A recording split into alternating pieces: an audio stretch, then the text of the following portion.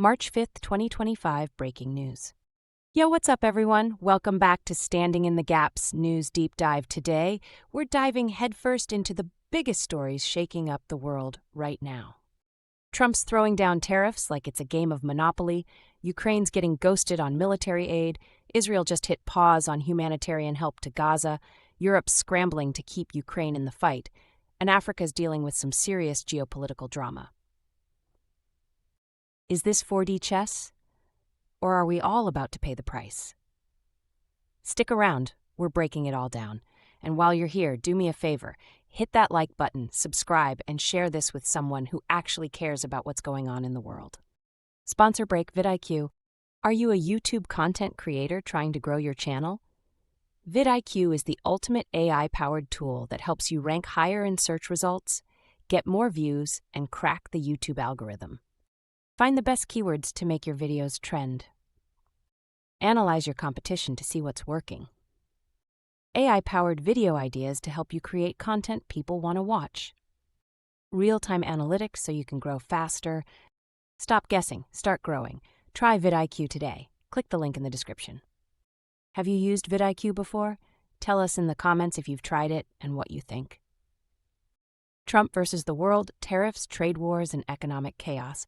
All right, let's talk money moves or maybe money mistakes. Trump just slapped 25% tariffs on most imports from Canada and Mexico, but get this, Canadian energy, aka oil and gas, is only getting hit with 10%.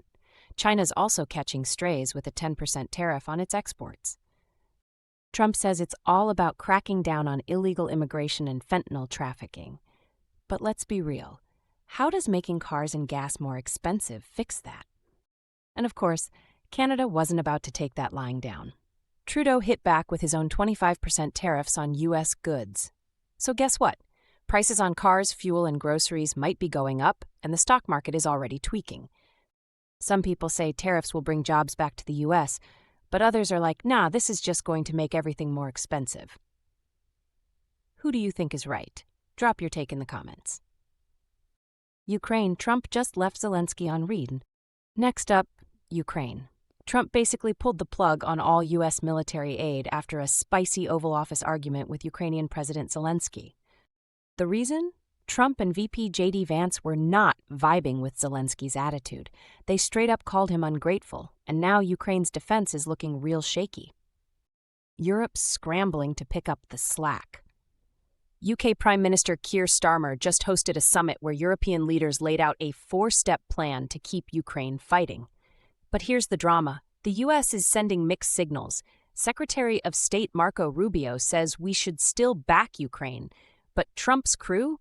They're hinting that Zelensky might have to step down to get peace talks going. So, let's break it down. Is this a power move to end the war, or is Trump setting Ukraine up to fail? Should we even still be funding this fight, or is it time to move on? Let me know what you think. Oh, and if you're feeling this deep dive, smash that like button and subscribe. We keep it real over here. Israel and Gaza, humanitarian aid blocked. What's the plan? Now, over in the Middle East, things are getting tense. Israel just cut off all humanitarian aid to Gaza because Hamas won't agree to a U.S.-backed truce extension. This comes after a fragile ceasefire deal, which started back in January, just fell apart on March 1st. The U.S. is trying to negotiate a 6-week extension during Ramadan and Passover, but Hamas isn't budging, so Israel shut the aid tap off. The response? Aid groups are calling it a crisis. Hamas is calling it cheap blackmail. And behind the scenes, some people are saying this move was actually coordinated with Trump's team. If that's true, it could mean a major shift in U.S. policy toward the Middle East. So here's the question. Is this just tough negotiating, or are we watching another humanitarian disaster unfold? Europe trying to hold it together. While Trump's making moves, European leaders are scrambling to keep Ukraine in the fight. UK Prime Minister Keir Starmer hosted a summit where they laid out a game plan. More military aid, stronger Ukrainian defenses, building up their army, better border security. But here's the drama. Europe and the US are not on the same page. Trump's crew is out here saying maybe Ukraine needs new leadership, while Europe's like, we need America's support to keep peace on our continent. One interesting angle, European leaders are working on turning Ukraine into a steel porcupine. Yes, that's an actual quote from the European Commission chief, making it basically untouchable for Russia. Sounds smart, but also kind of like a forever war strategy. So, is Europe stepping up, or are they just stuck in damage control mode? Africa, Congo, and Rwanda drama escalates. And finally, let's talk Africa. The Democratic Republic of the Congo, DRC, just called out Rwanda for allegedly faking a video showing them capturing rebels tied to the 1994 genocide. Backstory: the M23 rebels, who are backed by Rwanda, have been taking over key cities like Bukavu and Goma since January. 500,000 people have already been displaced, and now Rwanda claims they captured 20 fighters from an old Hutu militia, but the DRC is saying, nah, y'all staged that to make us look bad. Why does this matter? Well, Rwanda has been accused of supporting the rebels for years, and the US and France are now calling them out. If this keeps escalating, it could pull in bigger global players, and that's when things get messy. Final thoughts: what's really going on here? So here's where we're at. Trade war heating up. Is Trump playing hardball, or will Americans end up paying the price? Ukraine losing US support. Is this a genius way to force peace, or are we abandoning an ally? Israel blocking aid to Gaza.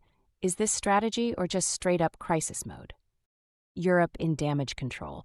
Are they stepping up, or is this all just a mess? DRC-Rwanda conflict. Another war nobody's talking about but should be.